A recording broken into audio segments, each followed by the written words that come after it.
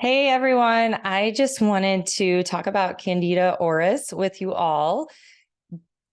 Facts over fear. First of all, let's start with that. Let's talk about Candida in general. So, Candida species are inside your gut right now. We are full of yeast. We're full of viruses and bacteria. And actually, we need good bacteria and we need good yeast, like Saccharomyces boulardii, in our gut. So the good yeast keeps the bad yeast under control, and the good bacteria keeps the bad bacteria under control.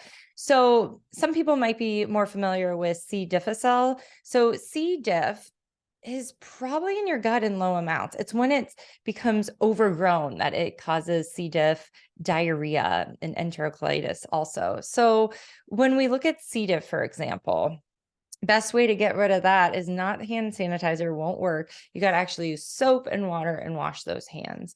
So C. diff, when we see this in the hospital, really severe cases, it's usually after an antibiotic. Clindamycin is one of the antibiotics that it's kind of known for, that kind of wipes out all the good gut bacteria, and then C. diff kind of runs amok. So when we look at yeast and Candida, which I see in my office all the time, Candida is a big problem. A lot of people have Candida overgrowth.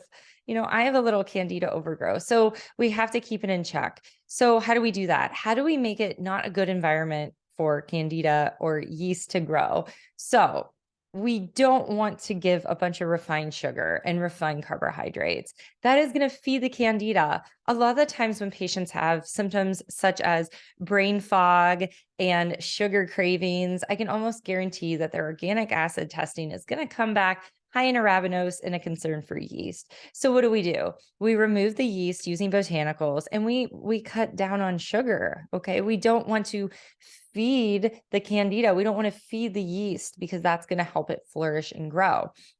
So once you remove the bad stuff from the gut, then you replace with prebiotics, which is food for the good bacteria, and then good bacteria, like I said, including a good probiotic that has good yeast in it.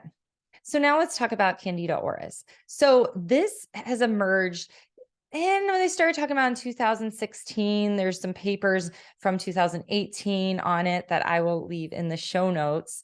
And it has emerged globally. So this is not just in the United States, globally as a multi-drug resistant healthcare associated fungal pathogen. So this is like when MRSA first came out, just multi-drug resistant Staph aureus. It was mainly in the hospitals. Okay. So this Candida auris, you're not going to find it in the locker room. It's more in the hospitals. Now, MRSA is now kind of everywhere in the environment, right? Will this one get to that point? I'm not sure. So what happens is we get patients that are chronically ill and they're on chronic antibiotics. So then the bacteria starts getting resistant to the antibiotics, just like this yeast starts to get resistant to the antifungals. This totally makes sense because this is germ versus terrain theory, right? We're all about killing, but we're not about prevention, okay? Or overcrowding with good bacteria to shut down that bad bacteria, okay? So this is emerging in the hospitals and is a concern because people are getting infection with Candida in their bloodstream, candidiasis. So then that needs to be treated with IV antifungals. And then they're finding that the antifungals that they're currently using, that Candida auris is resistant to this. So this is a concern because the drug companies are going to they're going to try to find a bigger, badder antifungal with probably more side effects.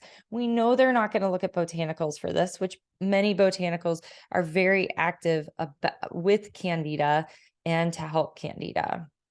So let's talk about Candida in general. So Candida albicans is what is usually causing this bloodstream pathogen Candida infection. And like I said, when we see this, it's usually in hospital patients where they find this in the blood culture, and that's the cause of them being septic or having, bacteria or fungus in the blood.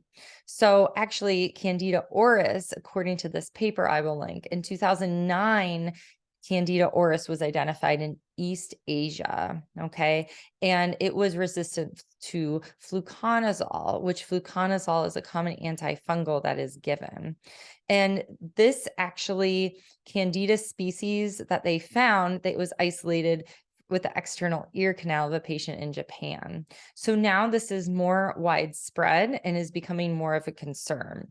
And then in 2016, this is when the CDC let public officials know that this is an emerging health threat, the C. auris. So with this, now there is a bunch of CDC recommended by the EPA. They recommend certain cleaning things for this to kill it, and they're making sure hospitals now have cleaning solutions that are going to be effective with Candida auris. And the reason for this is because they don't want it to keep spreading. Now, we've seen this through the pandemic. We just can't kill everything, right? We do also have to focus on having health and making sure our terrain meaning like our gut health, our immune system is healthy and can combat this when we see it. So what I wanted to share was a botanical that I really like called Berberine. And this formulation is actually in Candida Stat, which is a supplement that I will leave information in the show notes. But there are a lot of papers about berberine. It's also used to help control blood sugar. It's a great botanical, has antifungal and antibacterial properties. So there's a study that was actually from June 2022 in the Journal of Medical Microbiology for antifungal activity and potential mechanism of berberine hydroxychloride against fluconazole resistant Candida albicans. So when we're looking at these alternatives, I'm hoping that for this Candida auris that they're looking at botanicals. I hope this isn't the pandemic all over again where they're not looking at botanicals. So berberine is great for Candida. There's also another study showing berberine inhibition of adhesion of Candida albicans to the vaginal epithelial cells. So this is a great study because women, that get recurrent Candida infections, that should be a red flag that your gut health's off, your vaginal flora is off, and you need to fix that. Because this is, if we're overcrowded with Candida, that is causing your immune system inflammation in your body. It's just, this is not good. We need to be balanced and homeostasis. There's another research out of Beijing in 2021. Berberine reverses multi-drug resistance in Candida albicans by hijacking the drug efflux pump MDR1P. That is a mouthful, but this is talking about how antimicrobials, they face a lot of challenges because there's these multi-drug resistant pathogens. So this actual study was about the drug efflux pumps.